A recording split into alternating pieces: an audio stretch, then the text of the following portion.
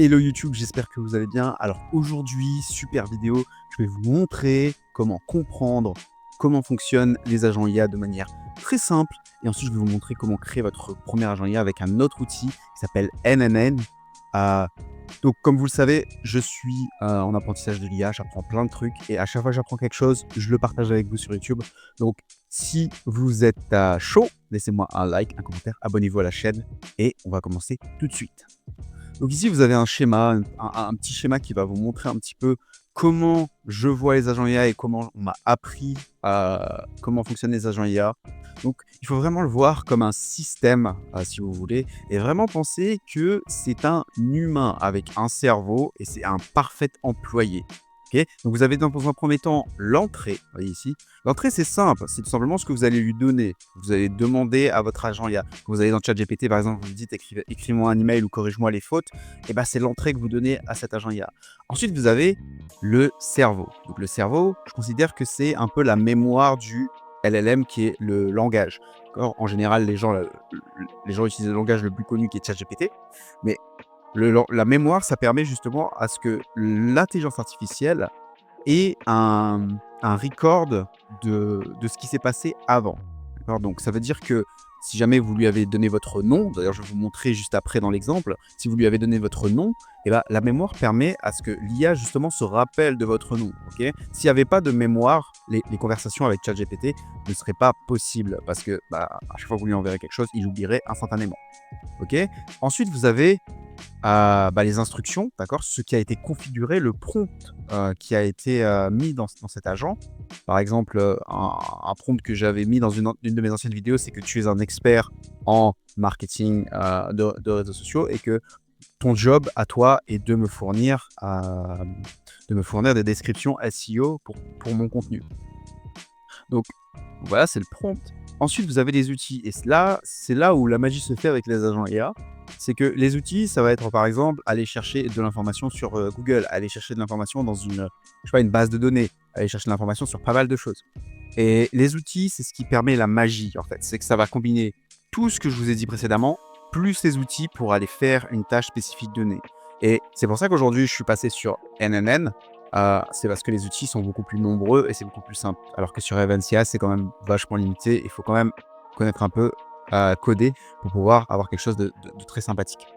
Et enfin, une fois que vous avez tout ça, tout ce schmilblick, vous avez la sortie. Et la sortie, c'est ce que, tout simplement, l'IA va vous donner, ce que l'agent IA va vous donner. D'accord.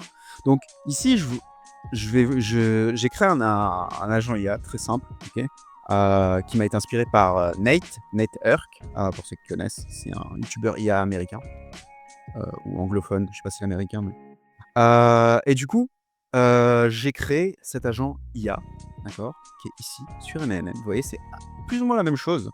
C'est plus ou moins la même chose ici. Et vous voyez que vous avez ici l'entrée, qui est le message, okay, le message que je vais envoyer à l'IA, qui va avoir le modèle, d'accord, le langage qui est ChatGPT, et ensuite qui va aller à la mémoire qui va me permettre de restaurer des informations, et enfin envoyer un email et aller chercher dans une database pour les emails. Okay. Je vais vous faire une démo pour vous comprendre un petit peu, et enfin ensuite derrière, comme je disais, vous avez la sortie. Donc, je vais faire une petite démo pour que vous compreniez. Donc, le but de cet agent IA que j'ai créé, c'est tout simplement d'envoyer des emails. Okay. C'est en gros, je vais lui demander d'envoyer des emails à quelqu'un dans un but précis, et lui, il va aller chercher dans la base de données. Donc, c'est une base de données que j'ai créée. C'est un exemple. Les bases, c'est pas une vraie base de données, mais ça pourrait être intéressant. Par exemple, si vous avez des collaborateurs ou vous gérez une équipe ou vous avez une liste de personnes à qui vous envoyez des emails régulièrement, vous pouvez directement envoyer un chat. Alors, c'est très basique, c'est très rustique, mais on peut aller très très loin avec ce genre de texte. Donc là, je vais ouvrir le chat. Okay, donc là, il y a déjà quelques tests que vous avez vu qui ont été faits. Donc là, je vais lui dire bonjour, envoie un email à Max, donc moi par exemple, sur une adresse mail que j'ai mis dans la base de données, et dis-lui que le rendez-vous de demain est reporté à mardi 18 mars à 11h30. À 11h30. Explique-lui qu'il est important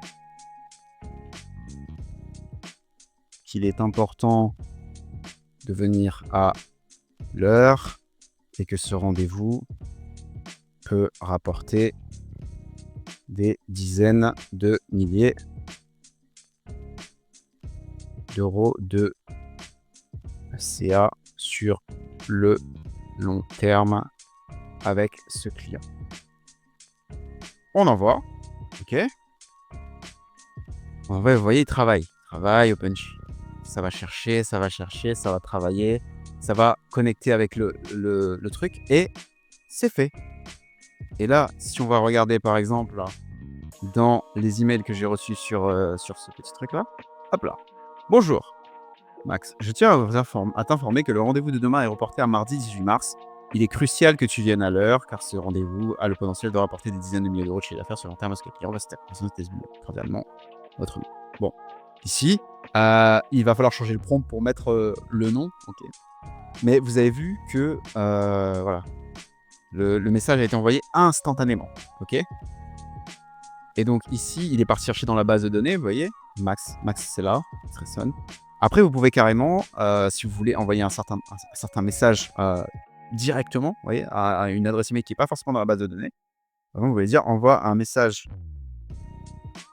mail à Max Tresson 2024 @gmail.com. Vous voyez, vous pouvez directement lui envoyer, lui donner un email que vous pouvez envoyer directement, tout simplement. Voilà. Et dis-lui que nous avons un meeting en fin de journée demain avec le président de l'association de football. Je vais juste changer ici, je vais copier et je vais juste changer le prompt de l'agent et je vais lui dire de signer. D'accord. Hop. Signe toujours ton message par Maxime Dupont. Voilà. Et du coup, là, on va y aller. Hop. Vous voyez, l'agent y a travail, il va chercher d'envoyer l'email. Il va pas aller dans la base de données parce que forcément, on lui a donné l'email pour faire la chose. Et si on part dans mon email, cet email-là, hop là. Bonjour Max, je tenais à vous rappeler que nous avons une prévu en fin de journée avec le football, l'association football. Merci et à bientôt. Vous voyez, donc, ce que je vais faire maintenant, ok, c'est que je vais supprimer tout ça, ok. Je vais carrément tout supprimer et on va le construire ensemble, ok. Donc, la première chose à faire, donc on supprime tout, ok. Et là, ce qu'on va faire, c'est qu'on va ajouter un agent IA. Agent IA. Ok, et directement, hop, on y est. Question système, tac. On va laisser ça pour l'instant. On va pas mettre de... Quand vous mettez option, vous mettez système message. C'est pour le prompt, ok. On va pas mettre de prompt tout de suite. On va le mettre un petit peu plus tard. Et on va commencer à configurer les choses, d'accord. Donc là, vous voyez, on est sur un truc assez rustique, ok. On est sur un truc assez rustique, donc il n'y a rien. Okay. La première chose à faire, ça va être de connecter votre modèle à ChatGPT. D'accord. Ici, vous allez chercher dans OpenAI Chat Model. Donc, vous voyez, c'est écrit Chat Model là. Alors, il y a énormément de modèles que vous pouvez utiliser. Anthropic, Azure, Google Gemini, Vertex, Grok, qui est le truc d'Elon Musk, Mistral, je crois que c'est français. Ollama et OpenAI. Bon, on utilise OpenAI parce que c'est le plus simple. Et donc là, ce qu'on va faire, c'est que vous allez devoir créer un new credential si vous n'avez pas d'account. Moi, j'ai deux API à créer. Donc, vous allez créer new credential, donc créer un de vos comptes. Et là, ce qu'il faudra faire, c'est qu'il faudra aller dans API Key, dans ChatGPT, d'accord. Bien entendu, vous allez dans plateforme-openai.com. Vous n'allez pas dans ChatGPT, ok. Et là, vous allez vous connecter et vous allez dans API Keys et vous faites Create New Secret Keys et vous la nommez. Par exemple, vous nommez le truc NNN. Je vais pas le faire parce que moi, c'est déjà fait. Et enfin, vous allez avoir votre keys que vous allez coller. Ok, tout simplement. Assurez-vous d'aller dans Billing et de mettre de l'argent dans votre balance. Très important. Parce que si vous ne le faites pas, vous n'avez pas besoin d'être beaucoup, hein, vraiment 4-5 euros, c'est largement suffisant. Vous allez avoir du temps. Mais vous allez devoir utiliser un petit peu d'argent quand même. Ok. NNN, c'est gratuit pendant 15 jours, je crois. Vous pouvez essayer gratuitement pendant 15 jours. Après, c'est 20 euros par mois. Donc là, vous copiez l'API. Quand je ne vais pas le faire. Là, ici, bah, on ne fait pas grand-chose en soi. On laisse comme c'est. Ok. Et là, vous allez pouvoir voir que si je vais dans le chat, et là, comme il n'a pas de mémoire, en fait, le modèle n'a pas de mémoire, je vais dire bonjour. Comment puis-je vous aider? Je m'appelle, par exemple, je vais dire, je m'appelle Maxime. Bonjour Maxime. Et là, je vais lui demander comment je m'appelle. Et ben, il va pas se souvenir. Je ne sais pas, parce qu'il n'a pas de mémoire. Donc là, c'est très important d'utiliser de la mémoire. Et là, ce qu'on va faire, c'est utiliser tout simplement Window Buffer Memory Easy. Voilà, tout simplement, il n'y a rien à faire, vous laissez ça comme ça. Et là, je vais dire, je m'appelle Maxime. Et il va se souvenir. Comment je m'appelle. Et là, il va tout simplement se souvenir. Parce qu'il va rechercher dans la mémoire.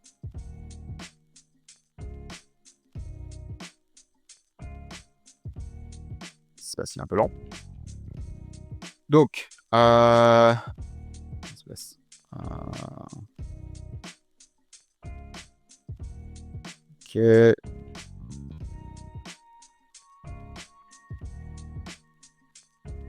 Voilà, bon, c'est fait. Il y a eu un petit peu de temps de délai. Vous avez vu comment ça se passe. Ok. Maintenant, ce qu'il va falloir faire, c'est qu'il va falloir connecter à l'outil. Ok. Et c'est là c'est pour ça que j'aime beaucoup NNN, c'est parce que l'outil, vous n'avez pas forcément besoin de tous les configurer en fait. Vous voyez, vous avez juste à utiliser des outils qui sont déjà là. Ok. Donc là ici on va faire Tools, on va faire tac tac tac tac email, Gmail Tools, hop, et là on va le renommer envoyer email. Tac. Ici c'est pareil, hein, il faut connecter. Si vous n'avez pas connecté votre compte, vous faites créer de communication et vous connectez votre adresse Gmail. Ok. Donc là ici on va mettre expression. D'accord. Si vous voulez que ce soit toujours la même adresse qui soit envoyée, ben là vous allez juste mettre l'adresse à qui vous voulez envoyer, par exemple maximedupont.gmail.com. Mais si vous voulez que cette adresse soit changée, ok, vous allez dans expression, pas fixe mais expression. Et là vous allez faire ces deux petits traits, tac tac. Et là vous allez chercher from AI. Et ici, vous allez mettre email, donc entre guillemets, voilà, mail récipient. Le sujet, pareil, hein, vous allez copier ici. Et donc ça, c'est bon. Vous allez dans expression, hop. Et ça, bien entendu, c'est un peu de code, mais c'est rien de très compliqué. Hein. Vous avez juste à copier ce que je suis en train de faire. Et ici, hop. Bien sûr, vous n'allez pas dans message, mais dans expression. Tac. Et là, vous cliquez sur email body, il me semble que c'est ça. Ok. Ensuite, ici, vous avez fait append NNN attribution. Donc ça, c'est parce qu'en fait, il va signer en fait les emails par NNN si vous désactivez pas ça. Donc, désactivez. Hop là. Et enfin, on est bon. Et là, ça a été très rapide. Mais typiquement, là, si je lui demande d'envoyer un email, par exemple, envoie un email à maxgrayson94@gmail.com en lui expliquant qu'il me doit 500 € et que j'ai besoin de mon argent.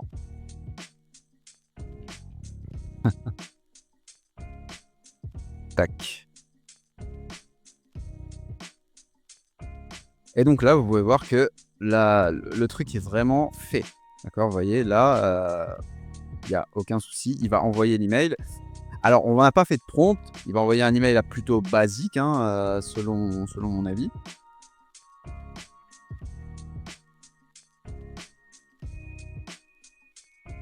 Voilà. Je t'écris pour rappeler que tu me dois 500 €. J'aimerais avoir des nouvelles à ce sujet car j'ai besoin de cet argent. OK, donc si vous voulez que ce soit un peu plus professionnel, un peu plus, stylé quoi, ce que j'ai fait, c'est que j'ai fait ce prompt-là. Crée-moi un prompt avec ChatGPT, un ingénieur qui va essayer ChatGPT, et cetera. Je lui fais une copie d'écran et ensuite, hop là, donner un peu plus de chaleur humaine, OK? Hop là. Ici, on va mettre dans système message, coller. Hop là. OK, et là, on peut réessayer. Alors, heu,